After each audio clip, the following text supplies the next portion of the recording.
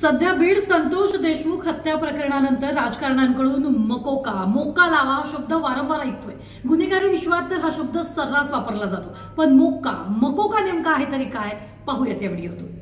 राज्य सरकारनं मुंबईतल्या संघटित गुन्हेगारीवर वचक निर्माण करण्यासाठी टाडा या कायद्याच्या धर्तीवर 1999 मध्ये महाराष्ट्र संघटित गुन्हेगारी प्रतिबंधक कायदा, Maharashtra control of ऑर्गनायझेड crime act म्हणजेच मकोका कायदा बनवलाय। या कायद्याचा आधार घेऊन शहरातील संघटित गुन्हेगारीवर नियंत्रण मिळवण्यात मोठे यश आलंय। मोक्काची कारवाई केलेला खटला हा विशेष कोर्टात चालतो। एखाद्यावर मकोका लावण्यात आला तर त्याचा तपास शहरी भागात डीएसपी, ग्रामीण भागात डीवायएसपी दर्जाचा अधिकारी करतो।